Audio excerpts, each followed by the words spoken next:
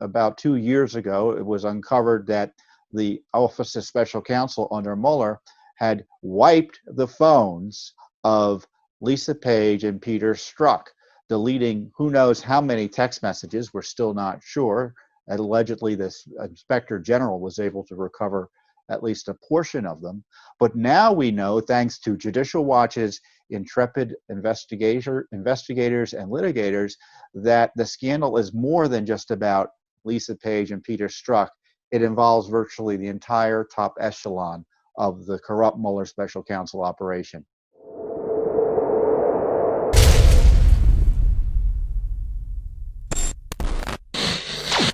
And I know you're all frustrated that nothing ever seems to be going on here in Washington, D.C. from the official organs of the state, such as the Justice Department and Congress and Durham, or the or frankly even the media, which obviously isn't an organ of the state, even though it operates sometimes as one. Certainly, if you're of the left-wing persuasion. But Judicial Watch, once again, doing the heavy lifting that Congress, the media, and the Justice Department fails to do. We've broken open a new scandal concerning the wiping of phones, cell phones, by Mueller's team. You may recall about 2 years ago, it was uncovered that the Office of Special Counsel under Mueller had wiped the phones of Lisa Page and Peter Strzok, deleting who knows how many text messages. We're still not sure. And allegedly, this inspector general was able to recover at least a portion of them. But now we know, thanks to Judicial Watch's intrepid investigators and litigators, that the scandal is more than just about Lisa Page and Peter Strzok.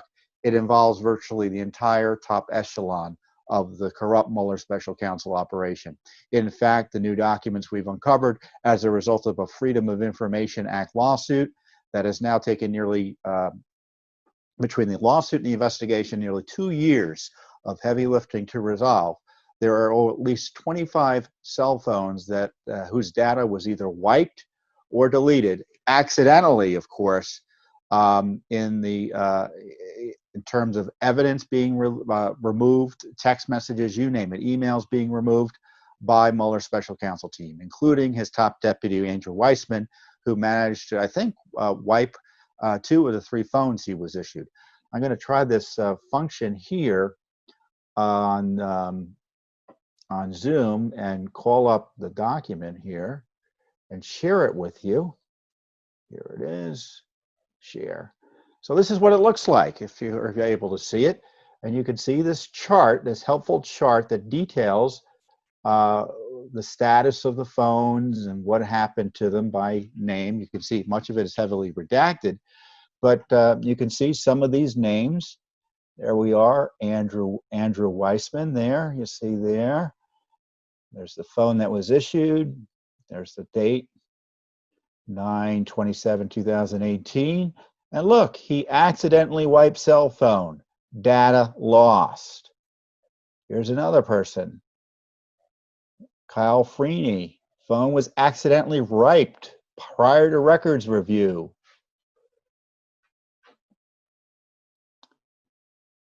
Let's see who else is on here. Andrew Weissman again.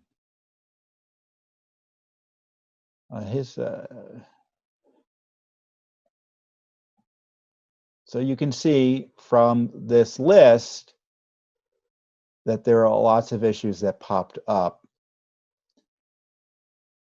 James Quarles, who was one of the top deputies here, you'll see here, his phone wiped itself without intervention. Don't worry, he confirmed he did not use text and had no work-related photos on the device prior to it being wiped. So we should take their word for it. Now, this is a scandal that is reverberating right now as a result of Judicial Watch's work. Our document has been highlighted on the media. Senator Charles Grassley wants more answers as a result of this disclosure. Senator Lindsey Graham was asked questions about it on TV, and he shares our concerns. And of course, we've got still the missing texts, as the documents show, of Lisa Page and Peter Strzok. Page's phone went missing, then went unmissing, and the documents suggest they're missing again. So what's going on here? What's going on here is that the Justice Department, specifically the corrupt Mueller operation, behaves as if they're above the law. Because if there was evidence on phones, potentially, and the phones were wiped, and you were the target of an FBI investigation or the Mueller witch hunters, what do you think would happen to you? Well, we already know what would happen to you. You would be prosecuted. You'd have your home raided early in the morning as they looked for evidence. Remember, that was the justification for the early morning raid on Paul Manafort's home. They were worried about evidence destruction. Here, we have a pandemic of wiped phones, all accidental, by the leadership of the Mueller team, and we're supposed to just presume nothing happened? Do you buy that? How many times have you wiped the data from your phone because you forgot a password? Think about it. How many phones have you owned? If you're watching, you probably have owned 2, 3, maybe 4, 5, even more phones. If you wipe the data accidentally, how many times has the data just wiped itself completely without your intervention? It just happened. Never happened to me. So we're expected to believe Andrew Weissman and the Mueller team and give them the benefit of the doubt. The benefit of the doubt they never gave anyone else. So my question is, A, why did the Justice Department hide these documents? Why did the IG not report this out? Why has it taken nearly 2 years for this material to be released? Why isn't there a criminal investigation? If there is, I don't believe we're, I guess in theory there could be a secret one, but come on. Who are we fooling?